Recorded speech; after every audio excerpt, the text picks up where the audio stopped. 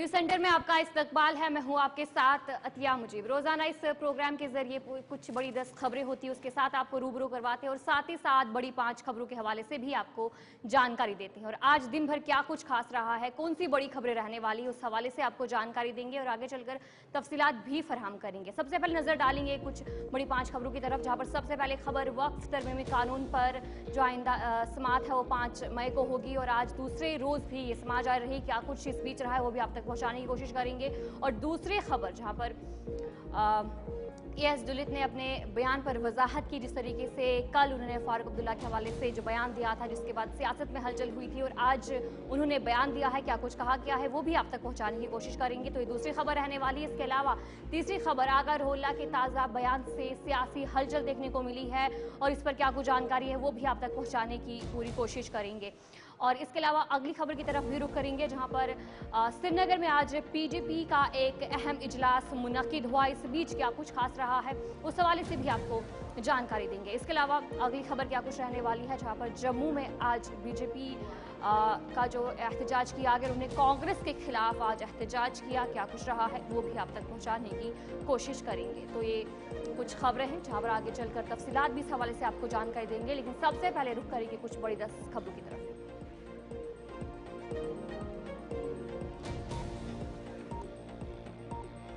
मुसलमानों के लिए फलाह की बात करने वाली भाजपा वक्फ जमीन पर कब्जा और मसाजिद को मिसमार कर रही है। महबूबा मुफ्ती का बयान। कुपवाड़ा में एक खातून और सरकारी मुलाजिम समेत 3 मंशियात फरोश गिरफ्तार। चर्च जब्त, एसएसपी कुपवाड़ा ने दी जानकारी। कश्मीर के मुतअद्दिद इलाकों में बिजली सप्लाई मुतासिर, केपीडीसीएल का शटडाउन शेड्यूल जारी।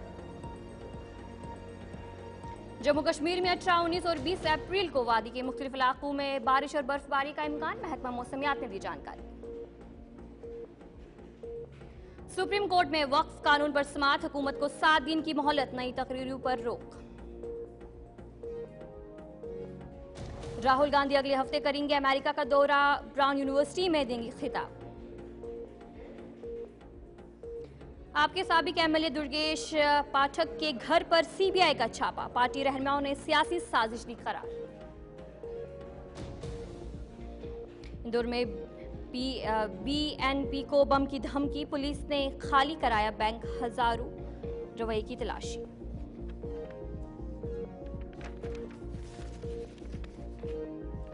चार बार दिल्ली असेंबली के रुकन रहने वाले जे किशन का इंतकाल, कांग्रेस और मकामी हलकों में गम की लहर। गजा पर इस्राएली हमले, ख्वातीन और बच्चों समेत 19 फलस्तीनी शहरी जा बहा।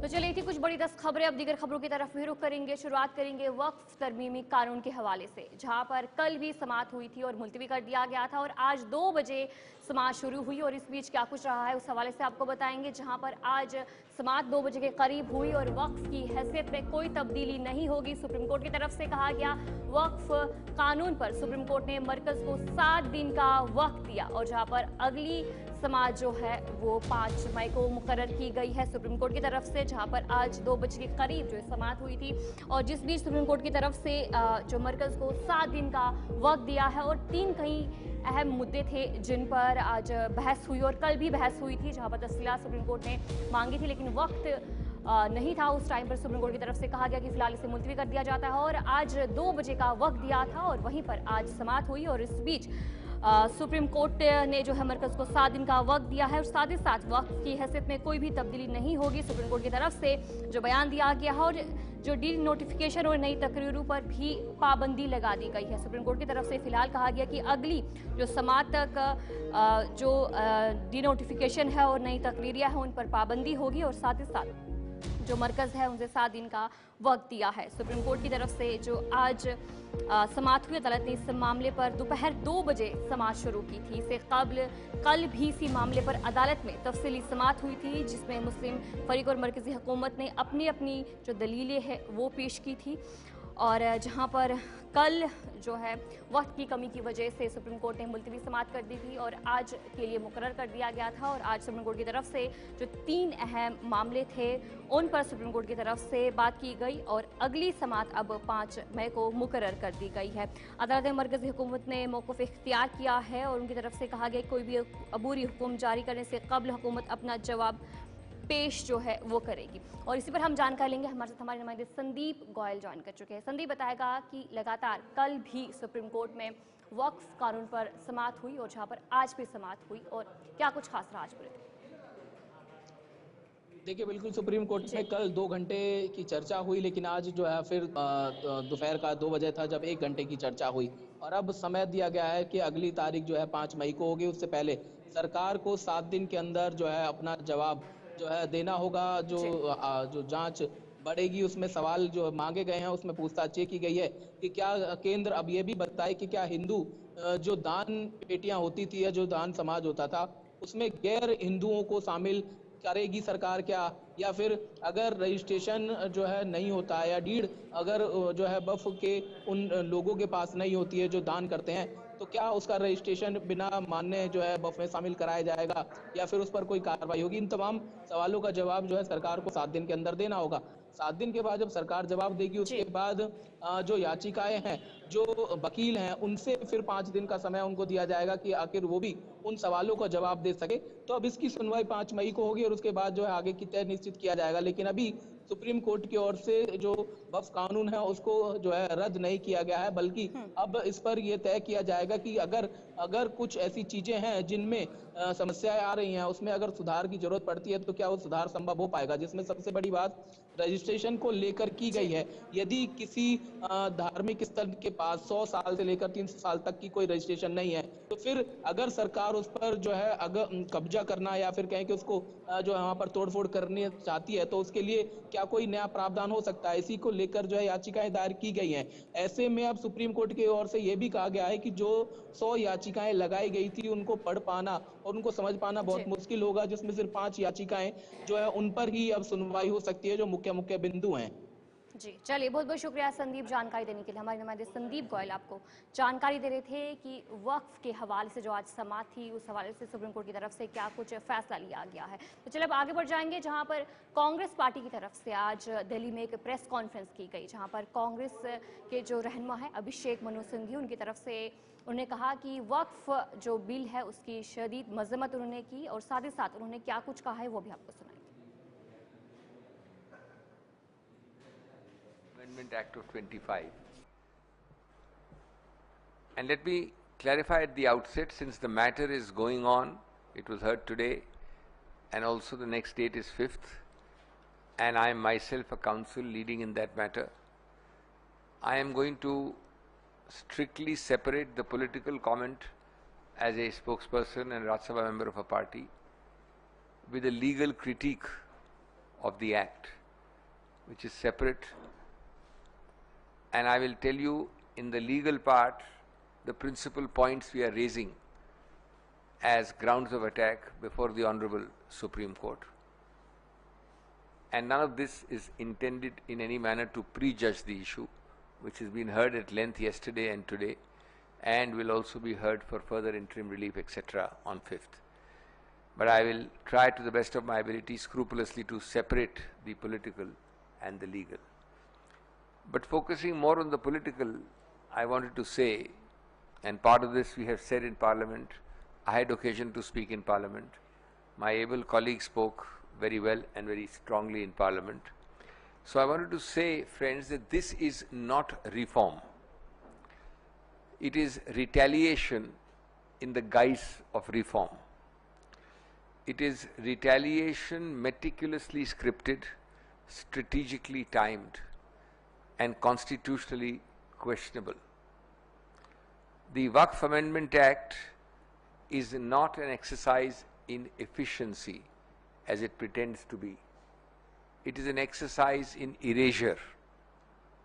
Behind the bland language of governance lies the bold ambition of control. Religious autonomy is being reduced to state-administered protocol. and community rights are being redrawn with bureaucratic pens. Let us be clear, this is not about improving institutions, this is about infiltrating them, controlling. तो चलिए अब आगे बढ़ जाएंगे, जहां पर साबिक raw के सरबराह एएस दुलित की तरफ से जो एक आज बयान जारी किया गया है, जहां पर कल जो है काफी सुर्खियों में छाए हुए थे और जहां पर साफ तौर पर उन्होंने अपनी किताब में फारूक अब्दुल्ला के हवाले से कहा था कि फारूक अब्दुल्ला ने आर्टिकल 370 की खात्मे की हिमायत की थी, जिसके बाद सियासी हलचल देखने को मिली। और वहीं पर अब दूसरी तरफ उनकी तरफ से एक बयान भी सामने आया है, जहां पर उन्होंने अपने बयान की वजाहत दी है और उन्होंने कहा कि बयान को तोड़ मरोड़ कर पेश किया गया है, जहां पर उनकी तरफ से कहा गया कि आर्टिकल 370 पर जो किताब नहीं थी, बल्कि वो किताब फारूक अब्दुल्ला को खिराज तहसीन के लिए दी गई थी, जहां पर फारूक अब्दुल्ला के हवाले से बातचीत उन्होंने की और उनकी तरफ से साफ तौर पर कहा गया कि जो उनका बयान है उसे तोड़ मरोड़ कर पेश किया गया है, जहां पर कल काफी सुर्खियों में छाए हुए थे और सियासी हलचल भी कल पूरे दिन देखने को मिली थी कि एएस दुलित की तरफ से जो उनकी किताब थी the chief minister and the spy, जहां पर उन्होंने कहा लिखा था, बताया जा रहा था कि उन्होंने फारूक अब्दुल्ला के हवाले से लिखा था कि उन्होंने आर्टिकल 370 की हिमायत की थी और लेकिन लोगों के सामने उनका दोहरा मेयार देखने को मिला और उसके बाद अब उनकी तरफ से एक बयान भी जारी दिया गया है। क्या कुछ कहा गया उनकी तरफ से, आपको सुनाएंगे। वर्ड है मे बी, मे बी का क्या मतलब है कि शायद हो सकता है। मैंने कहीं कहा है किताब में कि डॉक्टर साहब 370 को सपोर्ट कर रहे थे या बाहर नहीं कर रहे थे, अंदर कर रहे थे? बकवास है। कहाँ लिखा है? कौन कहता है? ये मीडिया की स्टंट है, मेरी स्टंट नहीं है। मुझे स्टंट की जरूरत नहीं है। किताब बिकेगी, जो लोग पढ़ेंगे तो किताब बिकेगी। मुझे स्टंट्स की जरूरत नहीं है, ये कह दीजिए कश्मीर में। लेकिन क्योंकि कल डॉक्टर साहब ने कहा कि अगर वो मेरा दोस्त है तो ऐसी बातें नहीं होनी चाहिए, तो ये तो मान लिया ना डॉक्टर साहब के दोस्त है। मैं कहता हूँ डॉक्टर साहब, अब मैं भी कहता हूँ कि दोस्त हैं, क्यों नहीं, हमेशा रहे। तो चलिए अब आगे बढ़ जाएंगे, जहां पर बडगाम में ज़मीनी इंतखाबात की सरगर्मियां तेज देखने को मिल रही है और वहीं पर नेशनल कॉन्फ्रेंस और पीडीपी के दरमियान एक बराह रास्त मुकाबला भी देखने को मिल सकता है। और इस बीच आगा रहुल्ला के ताज़ा बयान पर सियासत में भी काफ़ी ज़्यादा हलचल देखने को मिल रही है और दूसरी तरफ नेशनल कॉन्फ्रेंस भी हालात पर गहरी नज़र रखी हुई है, जहाँ पर बडगाम में ज़मीनी इंतखाबात की सरगर्मियां फिलहाल तेज है और आगा रहुल्ला के ताज़ा बयान पर भी सियासत देखने को मिल रही है। और वहीं पर नेशनल कॉन्फ्रेंस और पीडीपी की बात करेंगे तो बडगाम में जो ज़मीनी इंतखाबात होने जा रहे हैं तो उनके दरमियान पीडीपी और नेशनल कॉन्फ्रेंस के दरमियान जो मुकाबला है वो देखने को मिल सकता है। और फिलहाल नेशनल कॉन्फ्रेंस की तरफ से हालात पर नज़र रखी हुई हैं और कई दिनों से सुर्खियों में रहने वाले आगा सईद रुहुल्ला मेहदी के हवाले से ताज़ा इतलात भी मौसूल हुई है, जहाँ पर ज़राए के मुताबिक बताया जा रहा था कि आगा सईद अपने हामियों के साथ मुस्तकिल की सियासत के तनाजुर में एक अहम हिकमत अमली तरतीब देने वाले थे और ये मीटिंग बडगाम में रहने वाली थी और बडगाम में मीटिंग होने वाली थी, लेकिन फिलहाल जो मीटिंग है उसे कैंसिल कर दिया गया है और बताया जा रहा है कि उनके जो रिश्तेदार हैं वो बीमार हुए हैं, जिसके बाद इस मीटिंग को कैंसिल करना पड़ा है। और इसी पर हम जानकारी लेंगे, हमारे साथ हमारे नुमाइंदे अशरफ जो है बडगाम से ज्वाइन कर चुके हैं। अशरफ जी बताएगा कि क्या कुछ अपडेट है इस हवाले से।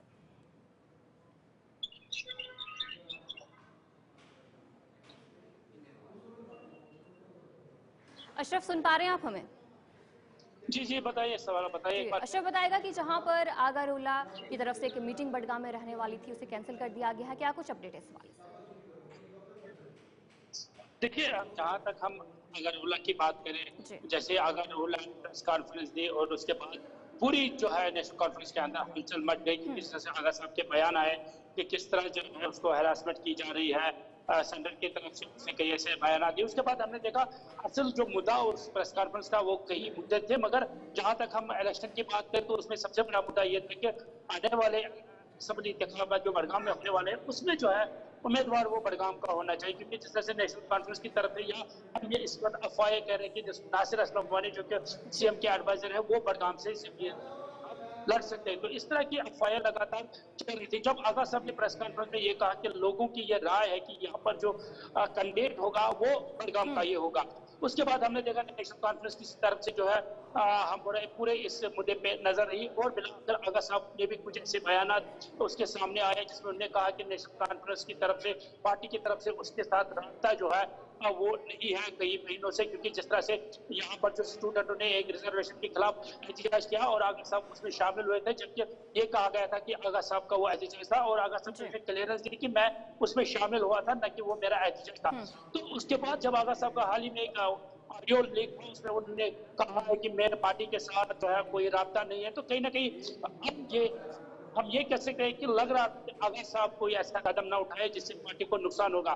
तो हम देख रहे हैं अब 19 तारीख को आगा साहब ने एक इजलास बुलाया था जो कि असेंबली को लेकर है, और मगर आज वो कैंसिल शेड्यूल जो उसका था 19 तारीख का था, अब उसको जो है कैंसिल करना पड़ा, क्योंकि आगा साहब के एक करीबी रिश्तेदार आगा से मोहम्मद बाकर अचानक कर रात को उसकी तबीयत खराब हो बताएगा गई। कि जिस तरीके से आगा रोला की तरफ से जो बयान दिया गया है काफी सुर्खियों में बने हुए इस वक्त, और नेशनल कॉन्फ्रेंस की बात करेंगे तो फिलहाल पार्टी की तरफ से क्या कुछ कदम लिया जा रहा है, हालात पर कैसे नजर रखी हुई है नेशनल कॉन्फ्रेंस? देखिए एक बार आप सवाल एक बार दोहराइए क्योंकि आवाज कम आ रही है। अच्छा, मेरा सवाल ये था कि जिस तरीके से आगा रोला की तरफ से जो बयान दिया गया जिसके बाद वो काफी सुर्खियों में नजर आ रहे हैं, और दूसरी तरफ नेशनल कॉन्फ्रेंस की बात करेंगे तो फिलहाल किस तरीके से नेशनल कॉन्फ्रेंस हालात पर नजर रखी हुई है? देखिए जाहिर सी बात है, पार्टी के कदावर लीडर है और आगा साहब की एक पहचान है, तो अगर जिस तरह से आगा साहब की बयानबाजी हुई तो कहीं ना कहीं अगर उसी तरह का रवैया रहे तो नेशनल कॉन्फ्रेंस को नुकसान हो सकता है, क्योंकि आगा साहब जब निकलते हैं कैंपेनिंग के लिए तो आगा साहब की अपनी एक पहचान है, तो कहीं ना कहीं नेशनल कॉन्फ्रेंस पे नजर बनाए रखी हुई, क्योंकि हमने देखा पार्टी की तरफ से या पार्टी के कुछ ऐसे लीडर हैं जिन्होंने आगा साहब की बयान भी दिया है कि जो आगा साहब कह रहे हैं हो सकता है इख्तलाफ करते हैं मगर एक पार्टी के साथ वो राब्ते में है, तो ऐसी बातचीत होती है। मगर चलिए बहुत बहुत शुक्रिया अशरफ जानकारी देने के लिए। हमारे नुमाइंदे अशरफ डार आपको अपडेट कर रहे थे कि जो आगा रोला मेहंदी की तरफ से जो मीटिंग रखी गई थी बडगाम में, फिलहाल उसे कैंसिल कर दिया। मकदम है अगली खबर की तरफ रुख करेंगे, जहां पर श्रीनगर में आज पीडीपी की तरफ से एक अहम इजलास मुनक्किद हुआ और इस मौके पर महबूबा मुफ्ती ने इस इजलास की सदारत की, और वहीं पर महबूबा मुफ्ती ने वक्फ तरमीमी कानून पर बीजेपी को शदीद तनकीद का निशाना बनाया। इसके अलावा उन्होंने कहा कि नेशनल कॉन्फ्रेंस ने अवाम के साथ हमेशा धोखा किया है, और साथ ही साथ उन्होंने जम्मू कश्मीर के हालात के हवाले से बात की, जहाँ पर उन्होंने कहा कि फ़लस्तीन के हक पर जो पुरअमन जुलूस है उसे निकालने की इजाज़त नहीं दी जाती है, महबूबा मुफ्ती की तरफ से कहा गया। और साथ ही साथ उन्होंने एएस जुलियट के बयान पर भी रद्द-ए-अमल दिया। उन्होंने कहा कि उन्हें कोई हैरानी नहीं है और नेशनल कॉन्फ्रेंस ने हमेशा ही जम्मू कश्मीर की आवाम है उसे धोखा दिया है। इसका कन्वेंशन पूरे मुल्क के मुसलमानों को ये पैगाम देने के लिए था कि बेशक यहाँ की जो हुकूमत है उन्होंने आपका साथ नहीं दिया, मगर हम जम्मू कश्मीर के लोग बिलखुसूस यहाँ के मुसलमान, यहाँ के सेकुलर लोग आपके साथ खड़े हैं। ये हालात कितने ठीक है उसका अंदाज़ा ये लगा सकते हैं कि हम वक्फ बिल के खिलाफ यहाँ जुलूस निकालना चाहते थे, फ़लस्तीन के हक में यहाँ पुरअमन जुलूस निकालना चाहते थे, मगर उसकी इजाज़त नहीं होती। तो आपको खुद ही पता है कि अगर एक मामूली जुलूस से जम्मू कश्मीर का अमन ख़राब हो जाता है तो फिर ये कौन सा अमन है? फारूक देखिए, दुल्लत साहब नेशनल कॉन्फ्रेंस के बहुत ही करीबी फैमिली मेंबर जैसे हैं, और आज जब दुल्लत साहब ने अपनी किताब में लिखा कि फारूक साहब चाहते थे उनके साथ 370 को हटाने के लिए मशवरा किया जाए, बल्कि वो यहाँ तक जाते हैं कि मैं असेंबली के जरिए 370 को हटाने के लिए तैयार था, मगर मुझसे मशवरा नहीं किया गया। तो ये कोई पहली बात नहीं है। ये नेशनल कॉन्फ्रेंस ने इससे पहले 2014 में भी ये रातों को जाके मिलते थे अमित शाह साहब से, उमर साहब कि पीडीपी के साथ सरकार मत बनाओ, हमारे साथ बनाओ, और बिला शर्त व शुरू। तो ये कोई नई बात नहीं है। और वहीं दूसरी तरफ पीडीपी की रहनुमा इल्तिजा मुफ्ती ने भी इस मौके पर कहा, उन्होंने एएस जुलियट के हवाले से भी बातचीत की, जहाँ पर उन्होंने कहा कि डॉक्टर फारूक अब्दुल्ला के साथ उनका करीबी राब्ता है, और उन्होंने कहा कि नेशनल कॉन्फ्रेंस ने हमेशा आवाम के साथ धोखा किया है। के चीफ रहे वो फारूक साहब की स्वेरिंग इन में भी थे, फ्रंट रो में थे, तो हम सब जानते हैं, कश्मीर में सब लोग जानते हैं कि दुल्लत साहब का रिलेशनशिप जो अब्दुल्ला के साथ रहा है, he is been very close, वो एक फैमिली मेंबर जैसे हैं। अब देखिए उनसे जो बात निकल गई है उसमें क्या है, उनने ये कहा है कि जो फारूक साहब है प्राइवेटली वो सपोर्ट कर रहे थे कि एब्रोगेशन होना चाहिए। उनको इस चीज का दुख था, अफसोस था कि बीजेपी इंडियन सरकार ने उनको ऑन बोर्ड नहीं लाया। तो कहीं ना कहीं हमने देखा है हमेशा जब भी जम्मू कश्मीर में धोखा दिया यहाँ के लोगों को, तो नेशनल कॉन्फ्रेंस की जमात ने उस चीज को लेजिटिमाइज किया। तो वैसे ही we are not surprised at all. और दुलत साहब जो बोल रहे हैं वो सच्चाई है, क्योंकि दुलत साहब इनके साथ बहुत क्लोज हैं। आपने खुद भी देखा होगा विजुअल्स, हाल ही में अक्टूबर में वो आए स्वेरिंग इन के लिए। तो इट्स वेरी सैड, क्योंकि एनसी ऐसी जमात है जिनमें इतना दोगलापन है। जब उनने यहाँ वोट मांगे तो किस बेसिस पे मांगे? लोगों को बोला कि हम 370 बहाल करेंगे, जम्मू कश्मीर का स्पेशल स्टेटस लाएंगे, जबकि सच्चाई ये है कि they supported the abrogation of article 370। तभी फारूक साहब पार्लियामेंट में नहीं गए, उनको पता था अगर वो पार्लियामेंट जाएंगे तो उनको रेजिस्ट करना पड़ेगा। तो वी ऑलवेज नोन कि जब भी यहाँ के जम्मू कश्मीर की आवाम के साथ धोखा हुआ है तो नेशनल कॉन्फ्रेंस ने उसको नॉर्मलाइज किया, उस पर व्हाइट वॉश किया। तो आज भी वो वही कर रहे हैं, वरना उनकी 50 सीटें क्यों आई? अनऑफिशियली तो उनकी बीजेपी के साथ ऑलरेडी अलायंस चल रही है, एक बहुत अच्छी अंडरस्टैंडिंग है उनकी बीजेपी के साथ। पाकिस्तान, आई थिंक आज जो असली मुद्दा है वो ये है कि 6 महीने से यहाँ जो सरकार आई है वो लोगों को कोई सेंस ऑफ सिक्योरिटी दे पा रही है कि नहीं? बिल्कुल ऐसी बात है। आप देखिए 5 साल पहले की बात नहीं है, 2019 में जब फारूक साहब मेंबर पार्लियामेंट। पीडीपी के एमएलए वहीद पर्रा ने भी वक्फ कानून के हवाले से बात की। उन्होंने कहा कि इस कानून को किसी भी सूरत में मंजूर नहीं किया जा सकता। उन्होंने कहा कि मजहबी मामलात में गैर मुसलमानों की मुदाखलत हरगिज़ बर्दाश्त नहीं की जा सकती। साथ ही उन्होंने कहा कि नेशनल कॉन्फ्रेंस ने अपनी सियासी मुफादात के लिए आवाम से हमेशा झूठ बोला है। उन्होंने कहा है कि वो प्राइवेटली इस चीज़ को मदद कर रहे थे 5 अगस्त को, और जैसा दुल्ला साहब ने कहा कि वो चाहते थे कि 5 अगस्त का जो फैसला है वो उनके हाथ हो असेंबली में, तो वही हो रहा है असेंबली में और कुछ नहीं हो रहा है। क्या असेंबली में कोई बात हुई? आज क्या नौजवानों के खिलाफ केस नहीं हो रहे? कोई बात कर रहा है उसके लिए? आज क्या प्रॉपर्टी अटैचमेंट्स नहीं हो रही है? आज क्या एम्प्लॉयज टर्मिनेट नहीं हो रहे? आज क्या लोगों के पासपोर्ट इम्पाउंड नहीं हो रहे? आज क्या वेरिफिकेशन की वजह से हमें नहीं रोक रहे? आज क्या यहाँ ठेकेदार परेशान नहीं है? आज क्या डेली वेजर सड़कों पे नहीं है? ऐसा क्या हो गया? 5 साल जो सब खराब था कि आज हुकूमत 50 MLA लेकर खामोश है। इस खामोशी के पीछे क्या वजह है? अगर आपने 5 अगस्त 2019 में कोई डील किया, आपको कौम से माफ़ी मांगनी चाहिए और हम सबको बोलना चाहिए। हम नहीं बोलते, फारूक साहब हम सबके बारे में, हमें भी उम्मीदें हैं, हमने भी वोट दिए हैं। मुझे बताइए इस वक्त उन लोगों ने जम्मू कश्मीर में वोट दिया जिन्होंने कभी वोट नहीं डाला, जो बाइकआउट के साथ, और बहुत लोगों ने कुर्बानी दी। तो चलिए अब आगे बढ़ जाएंगे, जहां पर जम्मू में आज बीजेपी की तरफ से कांग्रेस के खिलाफ एहतजाज किया गया। और कल कांग्रेस ने जैसे कि बीजेपी के खिलाफ एहतजाज किया था, और वहीं पर आज बीजेपी ने एहतजाज किया, जहां पर उन्होंने कहा कि कांग्रेस को न मुल्क की फिक्र है और न आवाम की फिक्र है, और कांग्रेस के दौर में बड़े घोटाले हुए हैं। बीजेपी की तरफ से इल्ज़ाम लगाया गया और उन्होंने कहा कि कांग्रेस को आवाम को जवाब देना होगा। जिस तरीके से जो कल भी कांग्रेस की तरफ से एहतजाज किया गया था, जहां पर ईडी के खिलाफ एहतजाज किया था और साथ ही उन्होंने बीजेपी के खिलाफ भी एहतजाज किया था, लेकिन आज दूसरी जानिब जम्मू में बीजेपी की तरफ से एहतजाज किया गया, जहां पर उन्होंने साफ तौर पर कहा कि कांग्रेस का वजूद खत्म हो चुका है। और उन्होंने कहा कि कांग्रेस ने अपने दौर में घोटाले किए हैं और बीजेपी की हुकूमत में अब उनका नामो निशान मिट चुका है।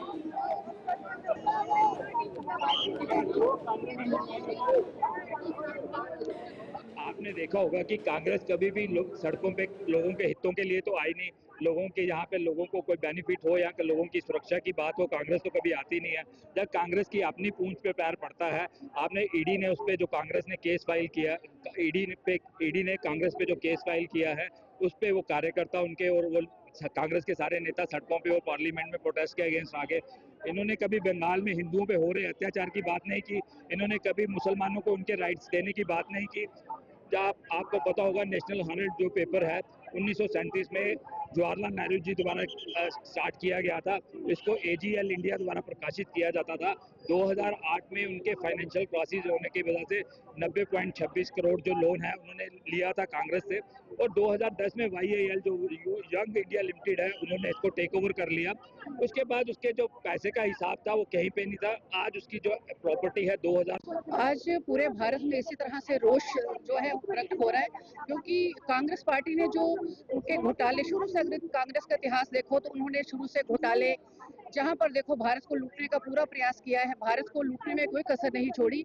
आज ईडी के माध्यम से जो उनका सारा चिट्ठा खुलकर सामने आया है और हर जगह उन्होंने इतनी करप्शन की है वो सामने आई है। तो बजाय इसके कि कांग्रेस वाले अपनी कोर्ट में अपनी बात रखें, वो सड़कों पर उतरकर इसका जो है विरोध कर रही थी। तो हम सब घोर से घोर इसकी निंदा करते हैं। तो चलिए न्यूज सेंटर में इतना ही, अभी के लिए मुझे दीजिए इजाजत और आप बने रहे गुलिस्तान न्यूज के साथ।